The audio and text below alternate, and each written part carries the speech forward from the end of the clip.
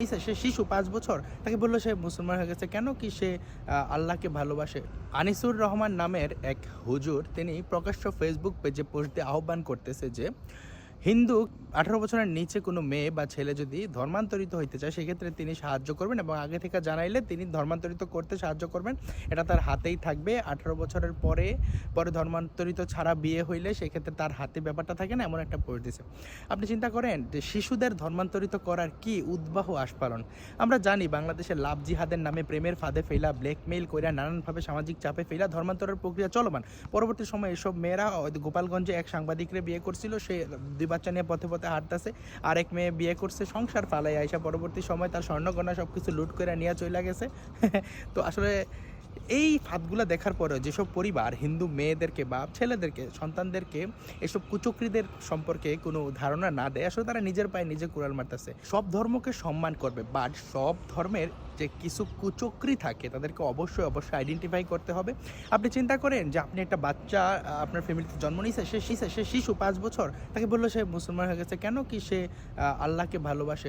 এমন ঘটনার দিক আপনার পাকিস্তানে হয়ে থাকে যে হিন্দু কিশোরী, শিখ কিশোরী তাদেরকে আপনার জোরপূর্বক নিয়ে ধর্ষণ পরবর্তী সময় সমাজ যাতে গ্রহণ না করে এজন্য জোরপূর্বক ধর্মান্তর করে তারপরে নিয়ে যায়। পরবর্তী সময় তাদের কোনো হদিশ থাকে না, পতিতালয়ে নানান জায়গায় পাওয়া যায়। পাকিস্তানের ঘটনা এটা যমুনা টেলিভিশনে নিউজ করছে যে প্রায় ১ বছরে ১,০০০-এর অধিক এটার অফিসিয়াল হিসাবে কিশোরীকে অপহরণ করে নিয়ে গেছে মুসলিমরা এবং পরবর্তী সময় তাদেরকে জোরপূর্বক ধর্মান্তরিত করা হয়েছে, ধর্ষণ করা হয়েছে। এবং সেখানে দেখা যায় যে আপনার বিবাহিত মহিলা ঘরটিকে অপহরণ করে নিয়ে গেছে, কারণ সেখানে তো হিন্দু মাত্র কয়েক লাখ। সুতরাং পাকিস্তান একটা মুসলিম সংখ্যাগরিষ্ঠ দেশ, সেই দেশে সংখ্যালঘু শিখ সম্প্রদায়, হিন্দু সম্প্রদায়ের মানুষের এই অবস্থা। আপনারা যদি উইকিপিডিয়াতে সার্চ দেন বিস্তারিত আছে।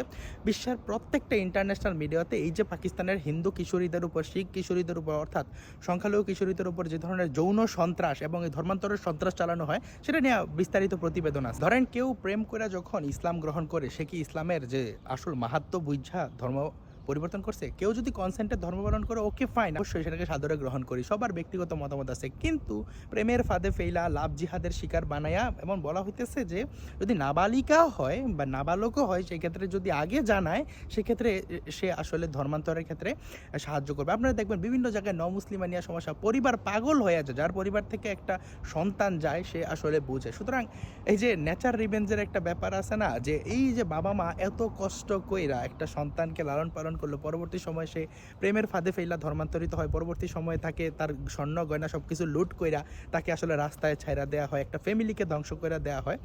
এবং কি বলা হইতেছে যে শিশু হইলেও সমস্যা নাই। ব্যাপারটা কতটা কনসার্নিং হচ্ছে, তার কি কনসেন্ট দেওয়ার বয়স হয়েছে?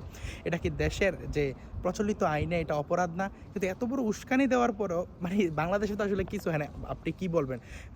প্রকাশ্য বলা হইতেছে হিন্দুদেরকে জবাই করবে, হিন্দুদের এই করবে, হিন্দুদের সেই করবে, প্রকাশ্য গণহত্যার থ্রেট। বিশ্বের যে কোনো সভ্য দেশ, এমনকি ইন্ডিয়াও যদি কোনো হিন্দু দিত তাকে গ্রেফতার করতো, অন্তত মামলা তো হয়, গ্রেফতার হয় ইন্ডিয়াতে। যদি ইসলামে তার যে স্ট্যাটাসটা যে নাবালিকাদের জোরপূর্বক ধর্মান্তরিতকরণ যদি না থাকে, তাহলে সাধারণ মুসলিম সমাজের উচিত তার বিরুদ্ধে সবার প্রথমে প্রতিবাদ করা। কারণ আমরা কেউই হিন্দু মুসলিম কই না, বাংলাদেশ অনেক অসাম্প্রদায়িক দেশ, কিন্তু ততক্ষণ অসাম্প্রদায়িক যতক্ষণ হিন্দুদের মেয়েদেরকে ধর্মান্তরিত করা যায়, হিন্দুদের বাড়িঘর লুট করা যায়, হিন্দুদেরকে খুন করা যায়, হত্যা করা যায়, টিএমডি হ্যাশট্যাগ ক্যাম্পেইন চালানো যায়, একটা একটা হিন্দু দল ধরে ধরে জবাই কর বলা যায়, ততক্ষণ যখনই হিন্দুরা রাস্তায় নামবে তখনই এটা হয়ে যায় অসাম্প্রদায়িক বাংলাদেশ এবং তখন হয়ে যায় এটা ভারতের দালালি, ইন্ডিয়ান এজেন্সির কাজ।